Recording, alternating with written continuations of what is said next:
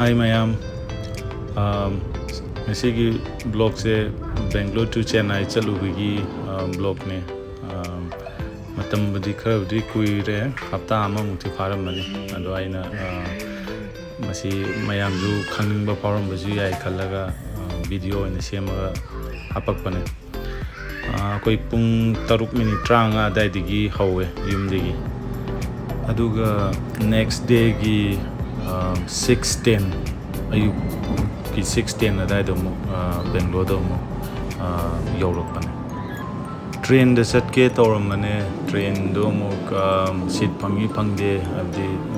year end jo ina ba di suti khara ju leina ba good friday gi adi train du su phangda ba haitare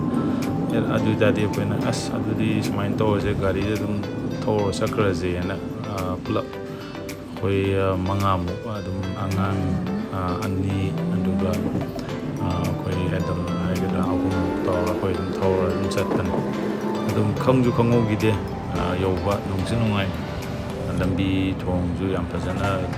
maintain tawbuna asu program legi de adigi bed road humps kumba potholes kumba adum baju koi thengnarakte seng haibada yam nungai ki aduga sigi route jo koina chaliba route jo dum thai lambi yam phattabadi oide koigi moi sida express highway sembigi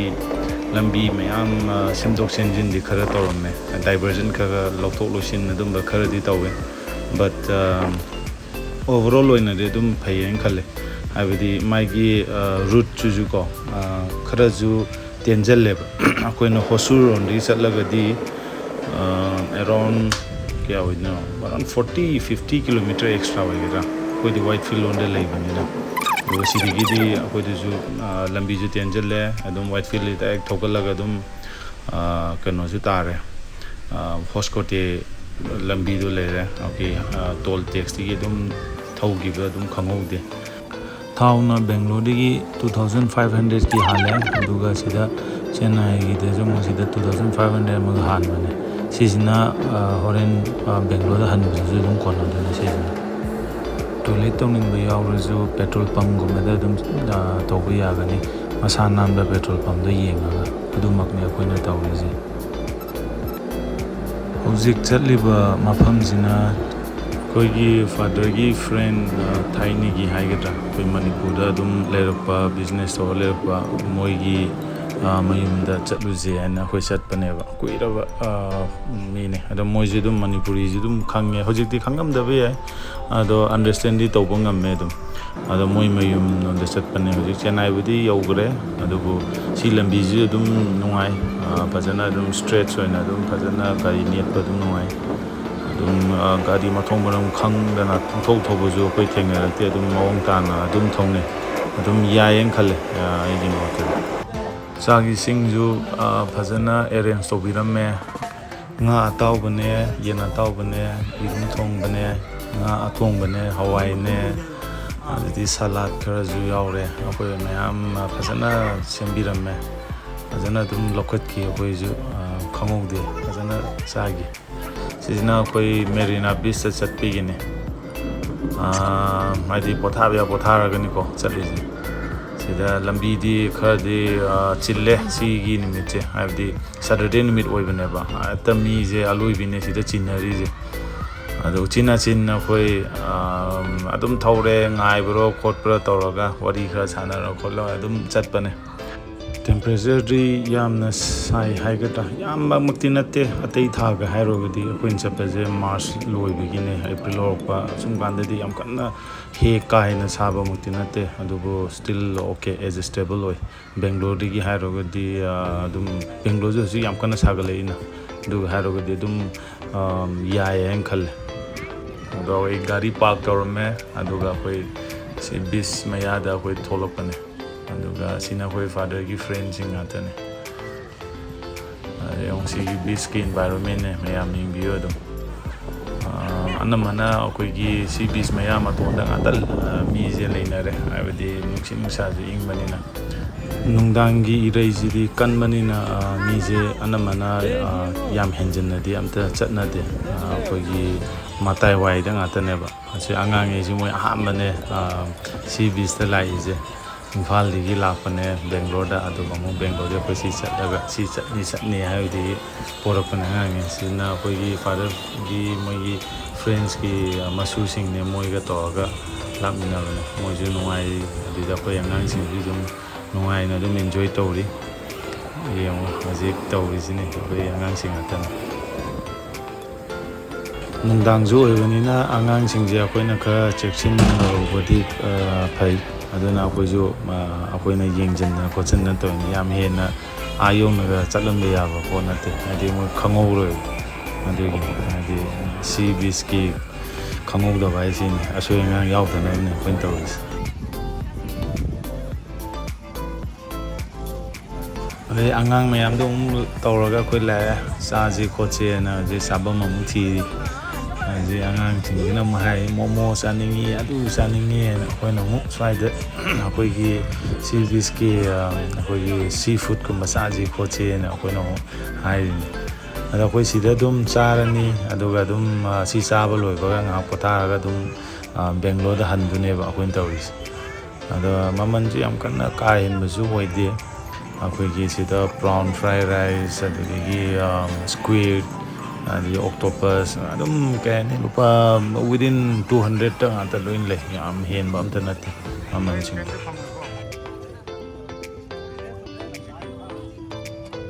akoi je chaba loi baga akoi je bis maya da nga pothare aduga ngai hak lei baga around 11:30 dai da mu Bangalore da mu akoi thaubu hore nungdang da thaubanina akoi aigi motadi kani aidi ising ka dum site ta thama dum pit da dum thak kodana dum thau hai dum ning dana ba aduga dum khangode da dum gari amagi matung dum ina ba aduga moigi chang da dum thaubi ba yam ka hen ju thau na ta ba aduga yam khara hena thauninga gana khara ayang bung thi da mu thau ba maina ta ba dum Bangalore yo khangode si gari ji around 80 dai de pajana 80-90 dam net pan ai ji dum yore aduga sina railway crossing yoro pane si mu ngai re to pung around 218 mu ta re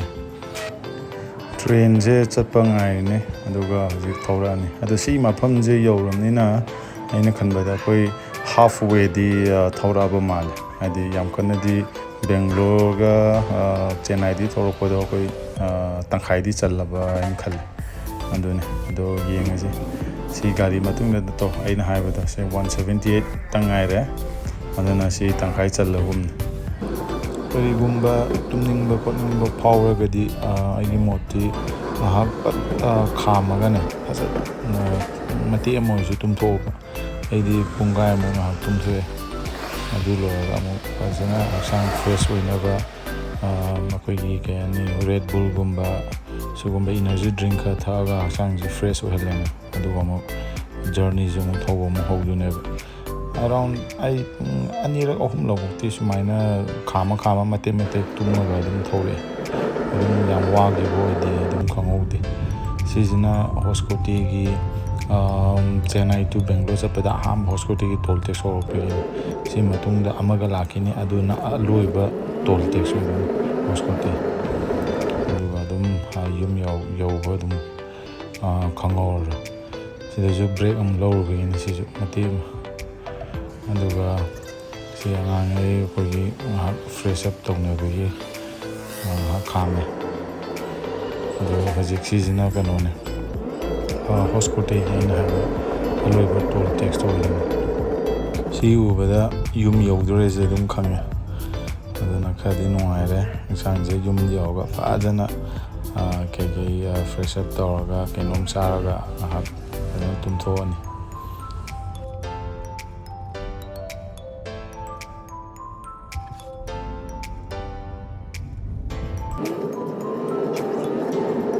signboard chu thamara ni swaida to sida leri to Kerpuram Marathali Whitefield chatpigi Whitefield 11 kilometer adama hai dang chalaga akoi kanodo magi flyover thenarani dam sidi straight chala dum oi da hajala dum yum yorogum ꯑꯗꯨꯒ ꯑꯩꯅ ꯁꯤꯗ ꯍꯥꯏꯒꯗꯕꯕꯨ ꯌꯥꯝ ꯋꯥꯅ ꯆꯠꯄ ꯈꯣꯠꯄꯗꯤ ꯀꯥꯟꯅꯗꯦ ꯑꯗꯨꯝ ꯍꯛꯆꯥꯡ ꯀꯝꯐꯣꯔꯇꯦꯕꯜ ꯑꯣꯏꯒꯗꯕ ꯃꯑꯣꯡꯗ ꯑꯗꯨꯝ ꯆꯠꯂꯣ ꯌꯥꯝꯅ ꯁ꯭ꯇ꯭ꯔꯦꯁ ꯇꯧꯕꯁꯨ ꯀꯥꯟꯅꯗꯦ ꯍꯥꯏꯗꯤ ꯅꯨꯡꯉꯥꯏꯅ ꯆꯠꯀꯒ ꯇꯧꯒꯗꯕꯅꯤ ꯑꯩꯁꯨ ꯆꯠꯇ꯭ꯔꯤꯉꯩꯗ ꯍꯥꯟꯅ ꯐꯖꯅ ꯌꯨꯝꯗ ꯇꯨꯝꯗꯅ ꯈꯣꯠꯇꯅ ꯐꯖꯅ ꯍꯛꯆꯥꯡꯁꯦ ꯔꯤꯂꯦꯛꯁ ꯇꯧꯊꯣꯛꯑ ꯃꯇꯨꯡꯗꯅꯦ ꯄ꯭ꯂꯥꯟ ꯇꯧꯔꯒ ꯑꯗꯨꯝ ꯆꯠꯄꯅꯦꯕ ꯍꯥꯏꯗꯤ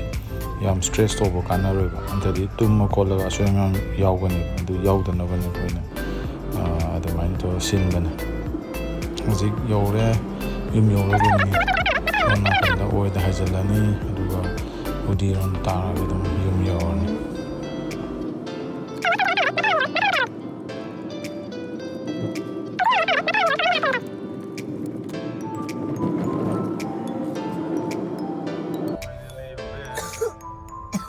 ꯑꯗꯨꯒ ꯑꯩꯅ ꯇꯣꯜ ꯇꯦꯛꯁꯀꯤ ꯃꯇꯥꯡꯗ ꯆꯠꯄꯗ ꯈꯣꯠꯈꯤꯕꯗ ꯌꯥꯎꯈꯤꯕ ꯗꯤꯇꯦꯜꯁ ꯃꯌꯥꯝꯗꯣ ꯑꯗꯨꯁꯨ ꯑꯩꯅ ꯁꯤꯒꯤ ꯚꯤꯗꯤꯑꯣꯁꯤ ꯂꯣꯏꯔꯝꯗꯥꯏꯗ ꯑꯩꯅ ꯍꯥꯞꯄꯅꯦ ꯑꯗꯨꯝ ꯃꯌꯥꯝꯁꯨ ꯑꯗꯨꯝ ꯁꯤꯗ ꯑꯗꯨꯝ ꯌꯦꯡꯉ ꯈꯪꯒꯅꯤ ꯀꯃꯥꯏꯅ ꯆꯠꯈꯤꯒꯦꯕꯗꯣ ꯇꯣꯇꯦꯜ ꯕꯦꯡꯒ꯭ꯂꯣꯔ ꯇꯨ ꯆꯦꯟꯅꯥꯏ ꯂꯧꯈꯤꯕꯁꯦ 335 ꯑꯗꯨꯃꯨꯛꯇꯪ ꯂꯧꯒꯤ ꯇꯣꯜ ꯇꯦꯛꯁꯇꯣ ꯁꯤꯗꯁꯨ ꯑꯩꯅ ꯁ꯭ꯀ꯭ꯔꯤꯟ ꯁꯣꯠ ꯂꯧꯔꯒ ꯍꯥꯞꯄꯅꯤ ꯁꯤꯗ ꯂꯣꯏꯅ ꯌꯥꯎꯔꯤꯗꯣ ꯑꯗꯨꯒ ꯍꯜꯂꯛꯄꯒꯤꯅ ꯑꯃꯨꯛ ꯍꯣꯡꯉꯦ ꯍꯥꯏꯕꯗꯤ 24 hours ꯃꯅꯨꯡꯗ ꯍꯜꯂꯛꯄꯅꯤꯅ ꯃꯥꯒꯤ ꯇꯥꯏꯝ ꯔꯦꯀꯣꯔꯠꯇꯨꯒꯤ